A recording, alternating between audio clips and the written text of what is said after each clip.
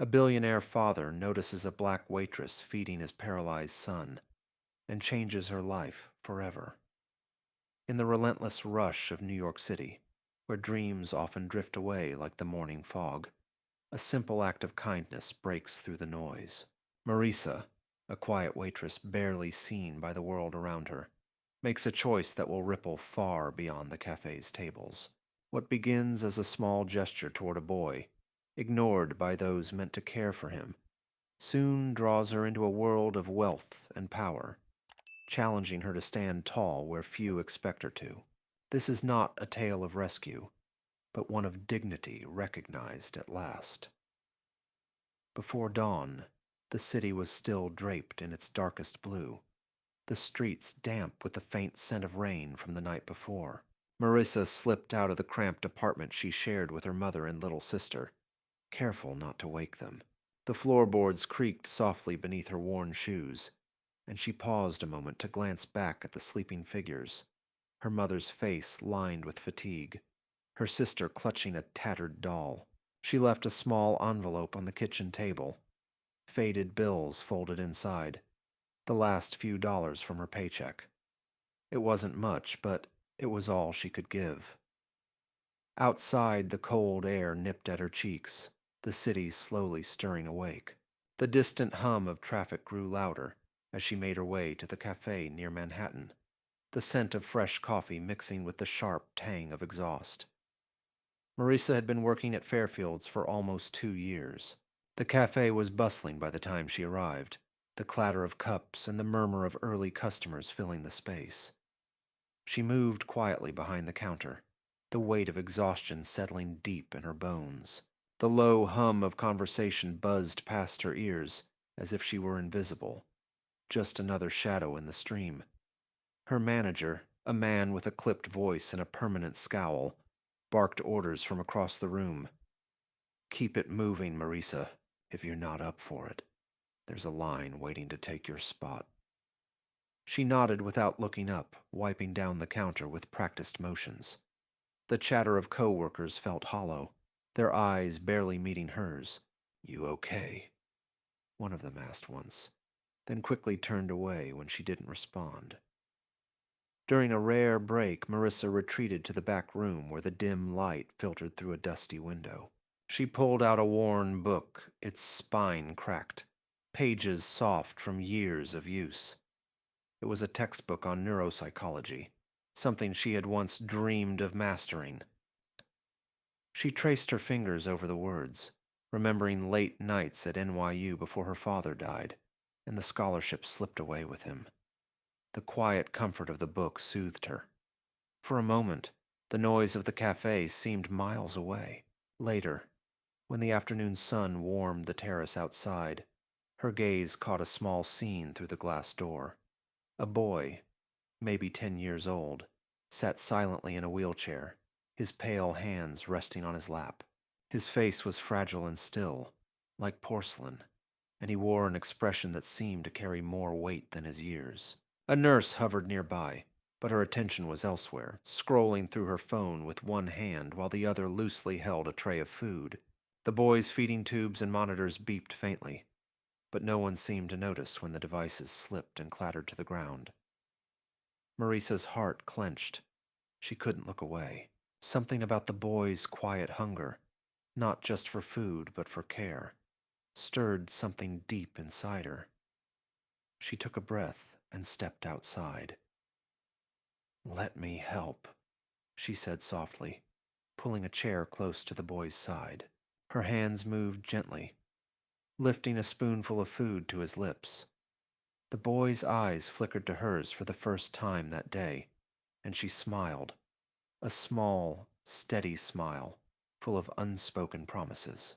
"You're not the one they forget," she whispered, wiping a stray crumb from his cheek. Inside, the manager spotted her and stormed out. "What do you think you're doing?" His voice was low but sharp. "You know who that is. You broke every rule we have." Marissa swallowed the lump rising in her throat. "He was hungry," she said quietly. "Rules are rules." If you want to keep this job, you follow them." He turned and left, leaving a cold silence in his wake. Back inside, whispers floated around the tables. "Just a waitress. Thinks she's better than the rest." The words stung, but Marisa held her ground, the memory of the boy's eyes steadying her. At the end of her shift, she gathered the leftover tips and a few unopened sandwiches, slipping them into a small bag. Walking home, the city noise seemed louder now, the honk of horns, the slap of shoes on pavement. But inside, a quiet warmth bloomed. Her sister greeted her with a hopeful smile. "Did you get enough?" the girl asked. Marissa knelt down, brushing her hand over the child's hair. "Enough for tonight," she said, "and a little extra for tomorrow." That night, the phone rang in the cafe. Marisa was already home, her feet sore and body weary. The manager answered, voice clipped and nervous. "Yes, her name is Marisa. Why?" A few hours later, a sharply dressed man appeared at the cafe's entrance. His suit was crisp, his shoes polished to a mirror shine. He carried an air of quiet authority as he asked to speak with Marissa. She felt the weight of 1,000 eyes as she was led to an office. Walls lined with expensive art and soft lighting that seemed foreign after the harsh fluorescence of Fairfield's. "Mr. Westler," the man introduced himself without looking up from his phone. "I'm Andrew. Your kindness did not go unnoticed." Marissa's heart hammered. "I didn't do anything special." He paused, then said, "You weren't supposed to do anything at all. So why?" She met his eyes, steady despite the doubt swirling inside her. "Because it was right." For a moment the room was silent except for the faint ticking of a clock. Then Andrew Wessler closed his phone, the hardness in his expression softening just a little. Andrew Wessler's office smelled of polished leather and faint cedar. Outside, the city buzzed with relentless urgency. But inside, time seemed to slow, thick with unspoken tension. Marissa sat on the edge of a sleek chair, hands folded tightly in her lap. Andrew's gaze rarely left his phone, tapping quietly, his expression unreadable. "You really weren't supposed to do that," he said finally, voice low and controlled. "Why?" Marissa shrugged, her eyes flickering with a mixture of irritation and something harder to place. "I wasn't hired to ignore a hungry kid. He needed help. It wasn't about rules." Andrew leaned back, fingers steepled. "Rules exist for a reason. You think you can just walk into a world like this and change it with a spoonful of food?" She looked at him steadily. "Maybe not, but I can't stand by and watch someone invisible suffer." An assistant entered quietly, breaking the silence. "Mr. Wessler, we have the report on the school accommodations for Oliver."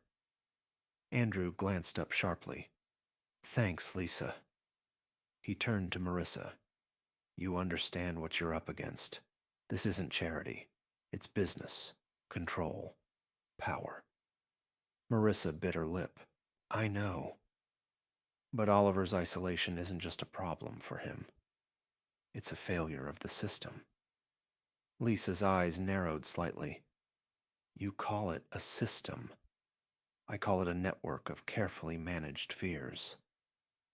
Marissa stiffened but kept her voice steady. "Fear doesn't justify neglect." The room grew colder. Andrew's phone buzzed again. He glanced at it but didn't pick up. "I'm offering you something," he said after a long pause. "A position to care for Oliver, not just as a nurse, but as his advocate. You'd have a place to live, insurance, a salary, a chance to change things from within." Marissa's eyes narrowed. "And what's the catch?" "No catch. Just don't expect the world to bend overnight. She shook her head. I don't work for handouts. If you want to help, put money into my sister's school for medical books. Let her have a chance. Andrew studied her, surprise flickering in his eyes. You're more than a waitress, aren't you? She didn't answer immediately. The memory of the NYU campus, lectures on cognitive science, late nights studying, haunted her. Her father's death had ripped the future from her hands. Why quit? He pressed. I didn't, she said quietly. Life quit me. Andrew was silent for a moment. The armor around his expression cracked just slightly. I'll look into it. Later, Marissa visited the hospital wing where Oliver stayed. The nurses were polite but distant. One in particular, a woman with a tight smile and sharp eyes, barely looked up from her clipboard. Marissa watched Oliver carefully. The boy's eyes darted to the window, to the sounds beyond the room, desperate for connection. Hey, Oliver, Marissa said softly, moving closer. You don't have to stay silent. Oliver's lips parted. You see me?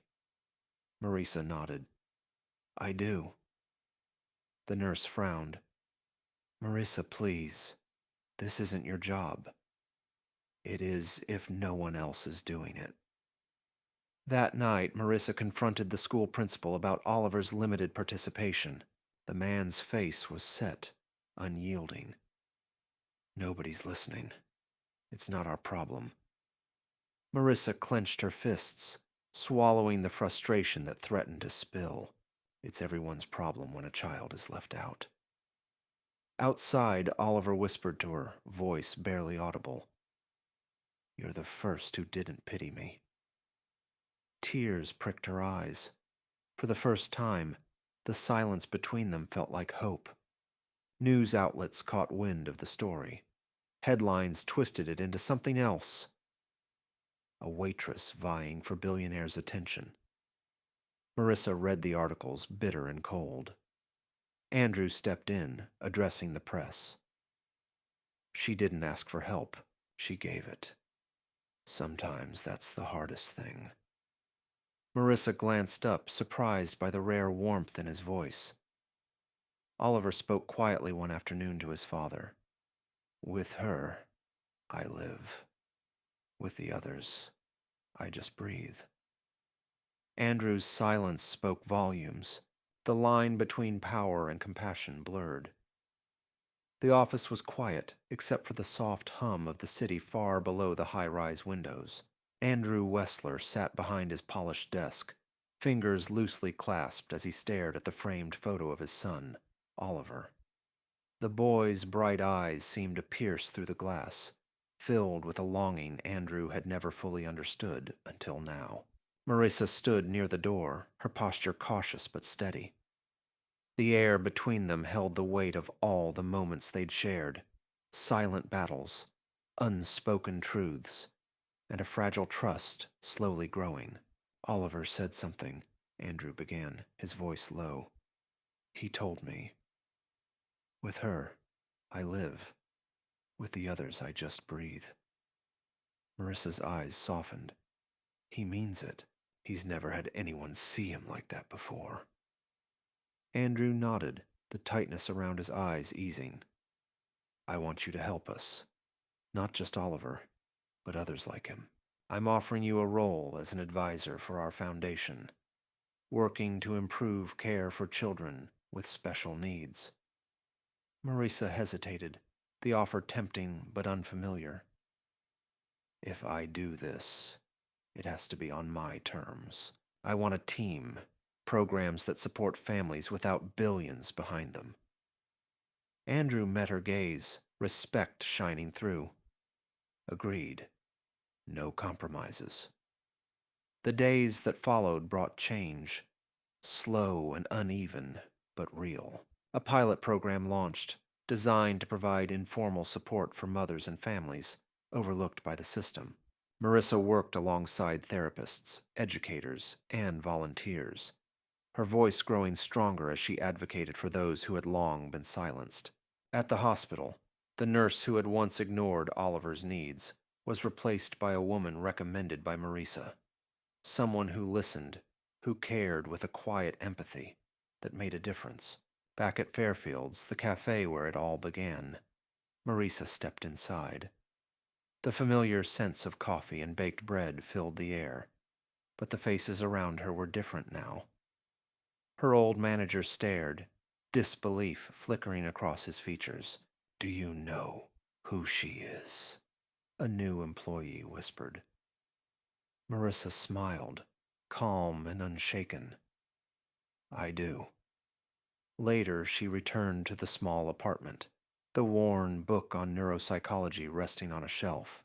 She opened it carefully, sliding a bookmark between the pages where she'd left off so long ago. The words felt alive now.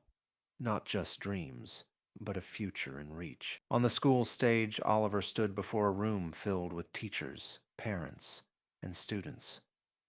His voice was steady as he spoke about the woman who saw him, not as a burden, but as a person. The crowd rose, applause filling the hall. Tears welled in Marissa's eyes, warmth blossoming in her chest. At home, Marissa held the key card to the Foundation's office, the symbol of a new path. She handed it to her little sister, whose eyes shone with hope. "Now," Marissa said softly, "it's your turn to be seen." The city lights shimmered through the window, a quiet promise hanging in the air, of change, of recognition, and of lives forever touched by a simple act of kindness.